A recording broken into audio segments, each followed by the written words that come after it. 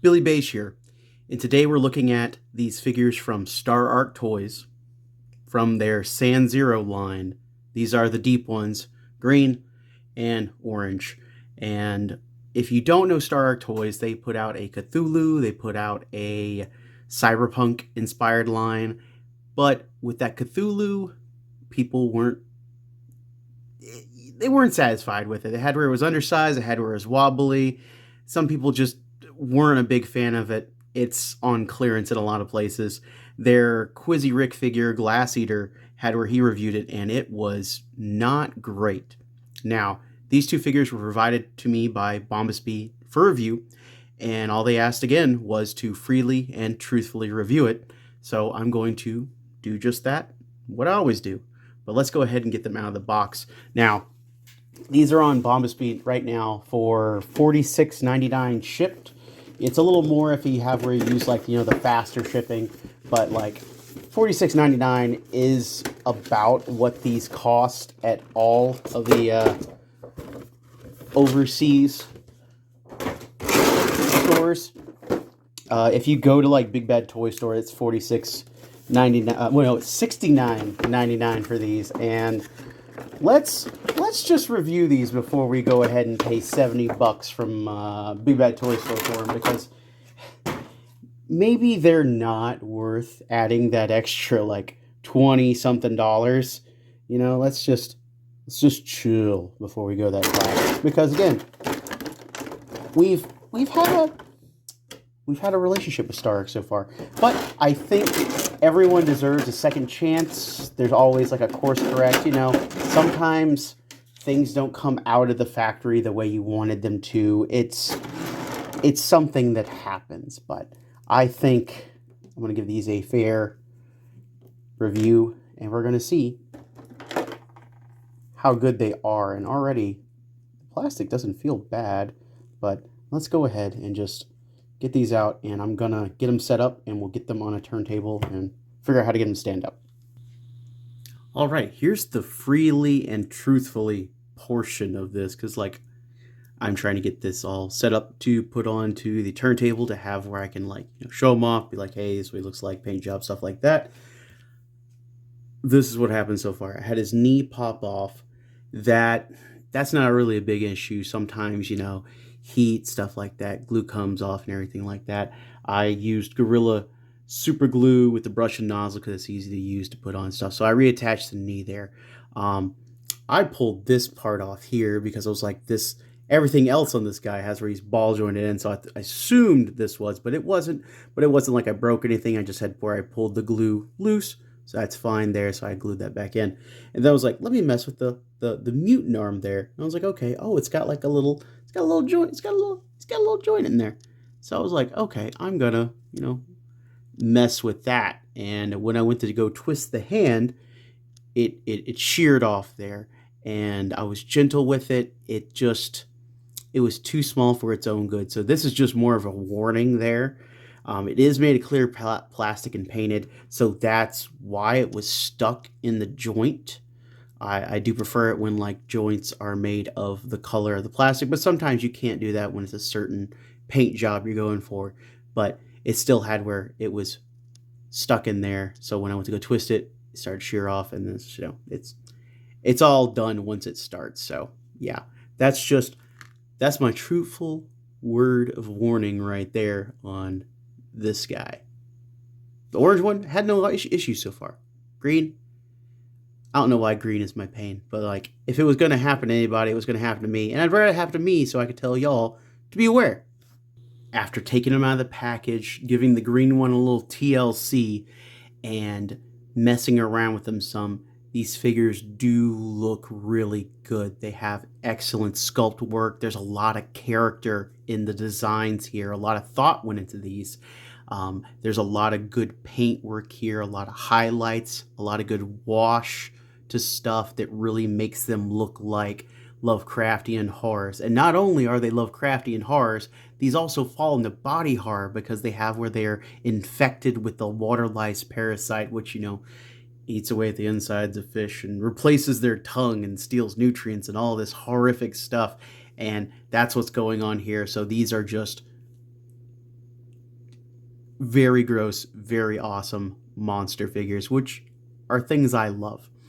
Now let's take a look at articulation and see what we're working with that. So articulation on the deep one here, there's going to be a couple things that have where they get in the way, and we'll discuss those when we get here. But starting off from the parasite head, we have a little ball where the parasite head is. It can go up so far, down so far. It has a articulated jaw, which is hindered by the parasite. You know, parasites do that, but it can go down so far, up so far. Then it has a double ball when it gets to the actual deep one head, so it can go down that far, go up some. You can get side to side a bit, just look, and then the parasite can look too.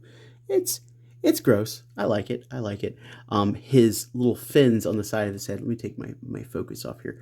The fins on the side of his head have where they're on a ball joint here, and they're easy to pull out if you wanted to, but they can go forward, back.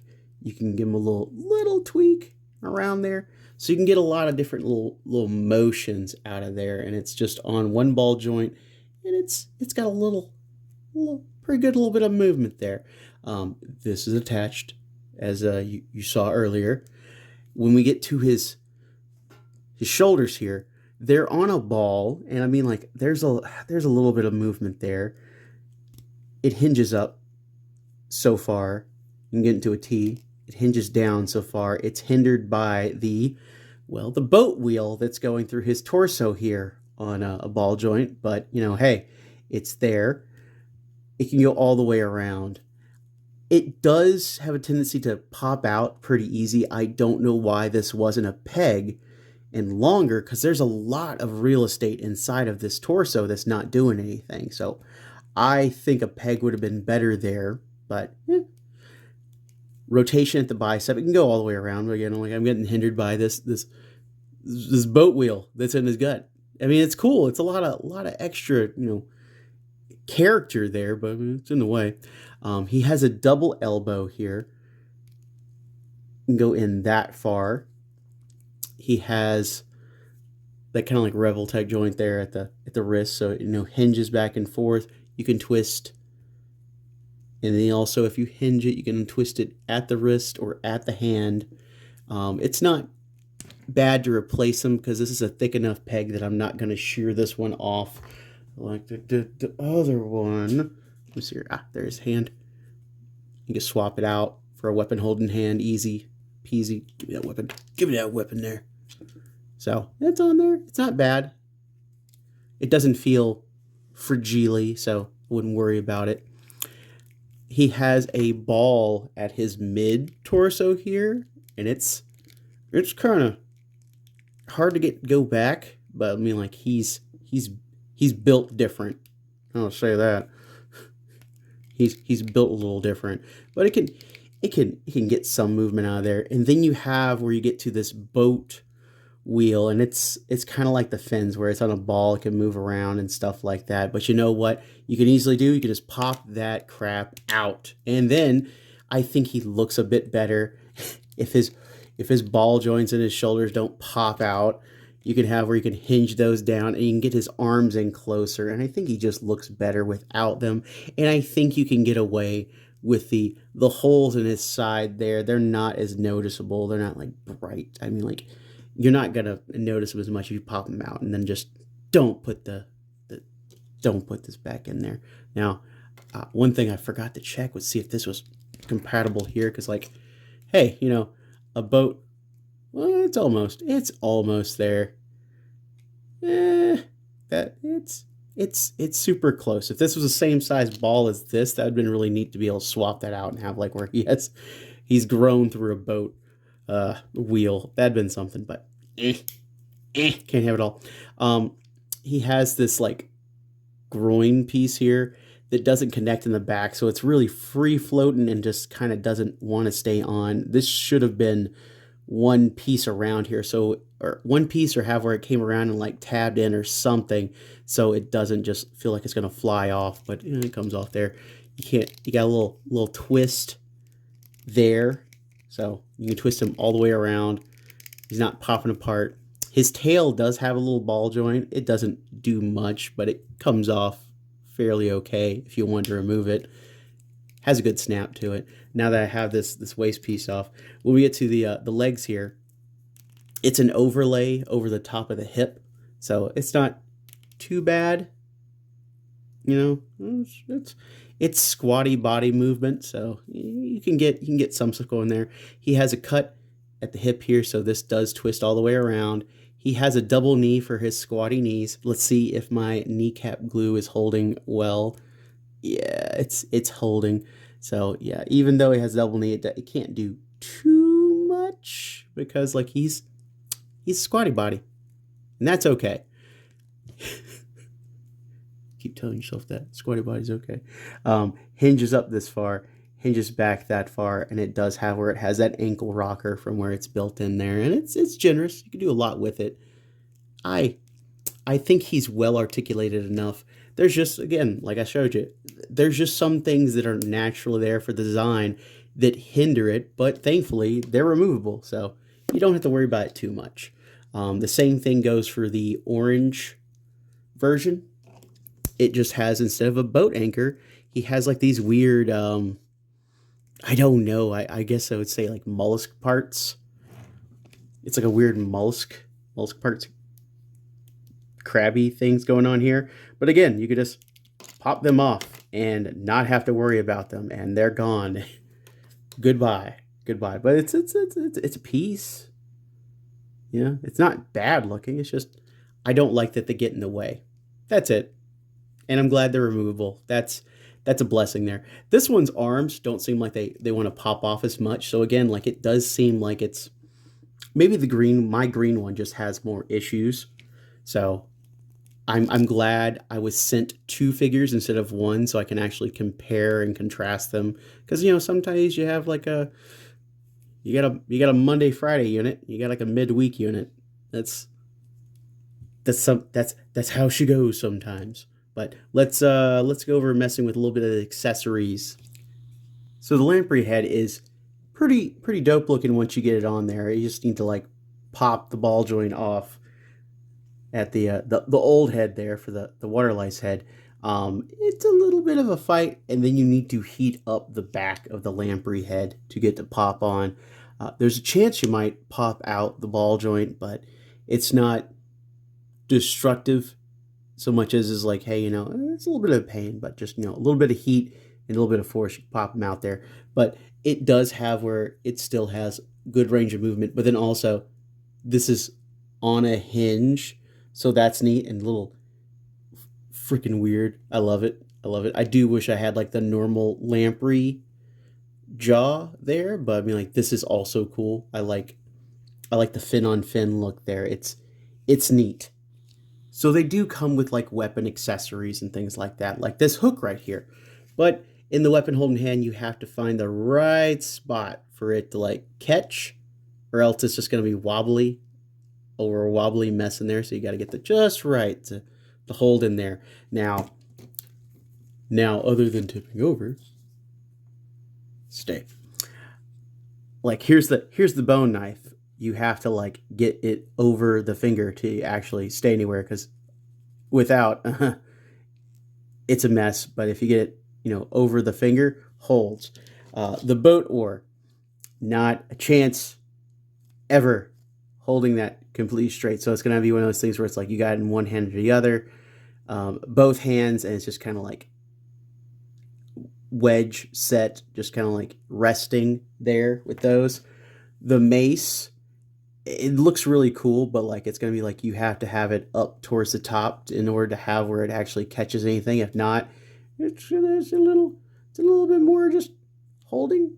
You're like, okay, it's yeah. You gotta get in the right spot with that. The stands are okay. They're not huge. Obviously, it's towards the back of the foot is where it catches, so you have to adjust it still, and it'll just be like he's got 1 foot on the stand there, or half a foot if you can get his arch to go into it a little bit. You're like half a foot on there. It's a positioning game, but I mean, like, a stand is better than no stand. He's not terribly balanced once you have where you get him in a good pose. It's just, this is a little bit of help. I'd rather the stand than not have the stand.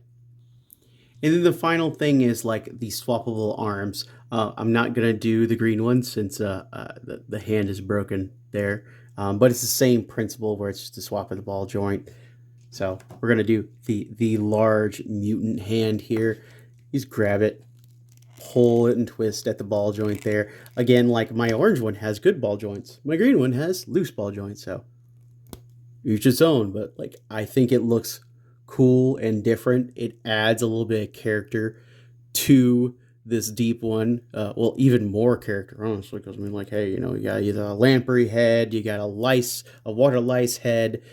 It's a lot going on, but I feel like this is a neat addition to it. This is cool.